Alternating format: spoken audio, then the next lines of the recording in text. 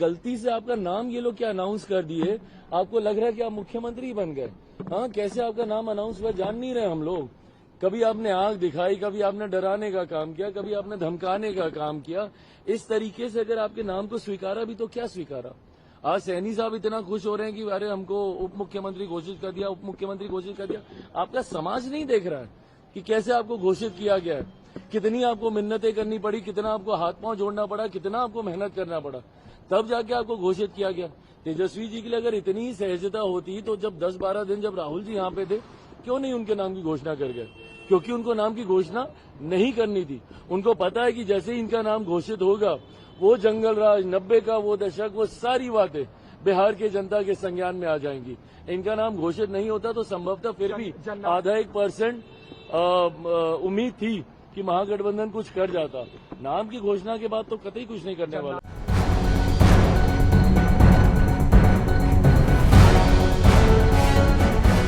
नमस्कार, हल्ला बोल टीवी देख रहे हैं आप। मैं हूं आपके साथ प्रियंका। बता दें कि चिराग पासवान ने एक सनसनीखेज बड़ा बयान दिया है।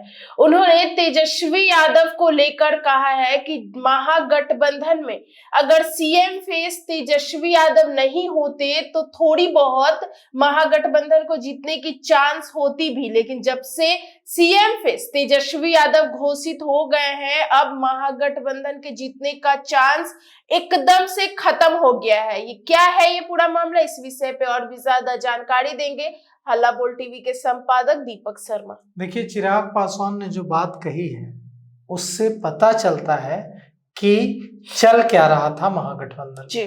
महागठबंधन में भी इसे लेकर दुविधा थी जी। कि तेजस्वी यादव को मुख्यमंत्री कैंडिडेट घोषित किया जाए या नहीं किया जाए। जी। कांग्रेस एक सर्वे का हवाला दे रही थी और कह रही थी कि तेजस्वी यादव को बिना मुख्यमंत्री कैंडिडेट घोषित किए अगर चुनाव लड़ेंगे तो जीत जाएंगे, बिहार में महागठबंधन की सरकार बन जाएगी। जी। उस सर्वे में यह कहा गया था कि अगर तेजस्वी यादव को मुख्यमंत्री घोषित करेंगे तो अति पिछड़ी जातियां और ओबीसी की यादव छोड़कर दूसरी जातियां महागठबंधन के साथ नहीं जुटेंगी, सिर्फ यादव और मुस्लिम के भरोसे चुनाव लड़ना होगा। जी। अगर दूसरी अति पिछड़ी जातियां ओबीसी की दूसरी जातियों को जोड़ना है, सवर्णों को जोड़ना है, तो तेजस्वी यादव को मुख्यमंत्री कैंडिडेट घोषित नहीं किया जाना चाहिए। जी। इसके बाद कांग्रेस ने समझाने की कोशिश की थी, लेकिन तेजस्वी यादव नहीं माने, विवाद हुआ और देखा ही आपने कि कैसे महागठबंधन चुनाव से पहले तार-तार हो गया, बाद में उसको किसी भी तरह से गांठ दे देकर जोड़ा गया। अभी भी जुटा नहीं है ठीक से, अभी भी कई सारे गांठ पड़े हुए उसमें। जी। अब उसी की बात कर रहे हैं चिराग पासवान।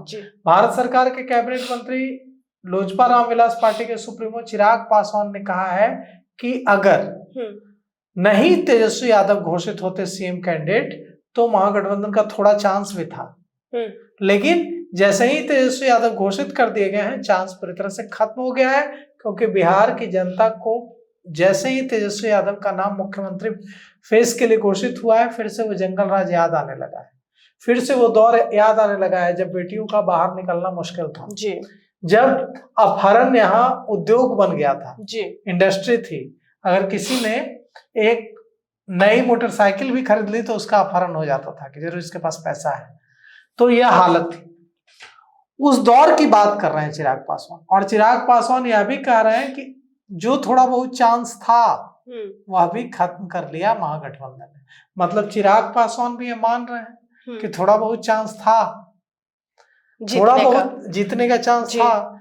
जिसे तो क्या ये चांस था? ये चांस ये था कि जब तक एंटी इनकम्बेंसी का जो फायदा मिल रहा था महागठबंधन को, वो फायदा ये मिल रहा था कि लग रहा था कि ये जो नीतीश कुमार सरकार है, 20 साल से कोई सरकार रहेगी तो एंटी इनकम्बेंसी होगा, लोगों में नाराजगी होगी कि भ्रष्टाचार है, कई सारी दिक्कतें हैं, नीतीश कुमार की सेहत को लेकर सवाल था, तो लोग महागठबंधन की ओर देखने लगे थे।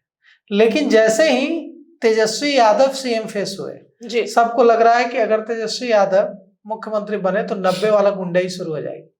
90 में जो गुंडाई होती थी, जिस तरह से शाम ढलने के बाद बेटियां अगर घर नहीं आती थी तो माँ बाप थाने पहुंच जाते थे। फोन तो था ही नहीं उस दौरान। 90 में किसके पास फोन था? पटना में 1000-2000 लोगों के पास फोन होगा, जिलों में तो और भी खराब हालत थी। जी। तो वो मोबाइल का तो दौर था नहीं, बेसिक फोन का दौर था, तो जिनके घर फोन था भी वो फोन घुमाने लगते थे कि हाँ लगता है बेटी का किडनैप हो गई, बेटी के साथ कुछ अनहोनी हो गई। तो वह जो दौर था जिसमें बेटों की किडनैपिंग और बेटियों की रेप के लिए कुख्यात था वो दौर, उस दौर की याद दिला रहे हैं चिराग पासवान। कह रहे हैं कि, और यह भी कह रहे हैं चिराग पासवान कि देखिए कैसे घोषित हुए हैं तेजस्वी यादव सीएम कैंडिडेट, यह सब कोई जानता है जी। अब हम लोग तो नहीं जानते हैं कि कैसे घोषित हुए हैं, लेकिन चिराग पासवान ने इशारा दे दिया कि कैसे घोषित हुए हैं। चिराग पासवान ने कहा कि डरा कर धमका कर घोषित हुए हैं। अब कोई डरा धमका कर सीएम कैंडिडेट कैसे घोषित होता है?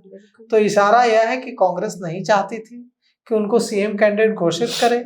बोल रहे हैं चिराग पासवान कि अगर घोषित करना ही था इतनी भलमनसाहत से कांग्रेस को, तो जिस समय राहुल गांधी आए थे यहाँ वोटर अधिकार यात्रा निकालने, उसी दौरान कर देते, लेकिन क्यों नहीं किया? इसीलिए नहीं किया क्योंकि नहीं करना चाहते थे, लेकिन तेजस्वी यादव ने डरा धमका कर कांग्रेस को घोषित करवा लिया। अब ये डरा धमका कर घोषित करवाने वाला राज क्या है, ये तो चिराग पासवान जाने, कांग्रेस जाने और आरजेडी जाने। लेकिन यह जरूर संकेत दे दिया चिराग पासवान ने कि तेजस्वी यादव के सीएम कैंडिडेट घोषित होने से एनडीए खुश है, चिराग पासवान खुश है, क्योंकि उन्हें लग रहा है कि अगर चिराग पासवान को ऐसा लग रहा है, एनडीए को ऐसा लग रहा है कि अगर तेजस्वी यादव सीएम कैंडिडेट घोषित नहीं होते तो जो लोग एनडीए से नाराज थे वे महागठबंधन को वोट दे सकते थे। लेकिन अब जब तेजस्वी यादव घोषित हो गए हैं तो जंगल राज के भय से, फिर से वही गुंडागर्दी के भय से कोई शायद ही अब जो अति पिछड़ी जातियां हैं, यादव छोड़कर जो दूसरी पिछड़ी जातियां हैं, मतलब मुस्लिम और यादव जो उनका समीकरण है माई, इसके अलावा शायद ही कोई वोट दे। यह ऐसा परसेप्शन एनडीए का है, एनडीए को ऐसा लग रहा है। लेकिन क्या सचमुच ऐसा है, ये एक बड़ा सवाल है कि क्या सचमुच ऐसा है कि निश्चित रूप से 90 का जो दौर था वो पूरे बिहार में जो हालात थे वो पूरी दुनिया में कुख्यात था बिहार उसके लिए, ये इतनी खराब हालत थी। तो निश्चित रूप से वह दौर, क्या तेजस्वी यादव मुख्यमंत्री बन जाएंगे तो फिर आ जाएगा? क्या तेजस्वी यादव के मुख्यमंत्री बनते ही फिर से वही गुंडाई हो जाएगी, फिर वही से अपहरण होने लगेगा, फिर से वही जो महिलाओं के प्रति, जो महिलाओं के खिलाफ जो अपराध था वो सारी चीजें होने लगेंगी, क्राइम अगेंस्ट वुमेन बढ़ जाएगा? तो यह कैसे कहा जा सकता है? बिना तेजस्वी यादव को जांचे परखे कैसे कहा जा सकता है? नहीं कहा जा सकता। लेकिन जो लालू प्रसाद यादव और राबड़ी देवी के शासनकाल के दौरान जो चीजें हुई थी उसका भार तेजस्वी यादव के कंधों पर है, क्योंकि तेजस्वी यादव कौन है? अपनी तो उनकी कोई संघर्ष की पहचान नहीं है। तेजस्वी यादव की यही पहचान है कि वे जो भी हैं वही सिर्फ इसलिए हैं क्योंकि लालू प्रसाद यादव राबड़ी देवी के बेटे हैं जी। अगर लालू प्रसाद यादव राबड़ी देवी के बेटे नहीं होते तो तेजस्वी यादव कौन होते? तो जब लालू प्रसाद यादव राबड़ी देवी के उत्तराधिकारी हैं तो उनके कार्यकाल के दौरान जो चीजें हुई थी उनका भार भी तो उन्हीं के कंधों पर होगा। तो इसीलिए चिराग पासवान यह कह रहे हैं कि तेजस्वी यादव के मुख्यमंत्री कैंडिडेट घोषित होते ही वह जो चांस था थोड़ा बहुत महागठबंधन का वह भी खत्म हो गया। और उन्होंने यह भी ताना मारा है कि मुख्यमंत्री कैंडिडेट घोषित होने से कोई मुख्यमंत्री नहीं बन जाता। मुख्यमंत्री कैंडिडेट घोषित हो गए हैं, मुख्यमंत्री नहीं बन गए।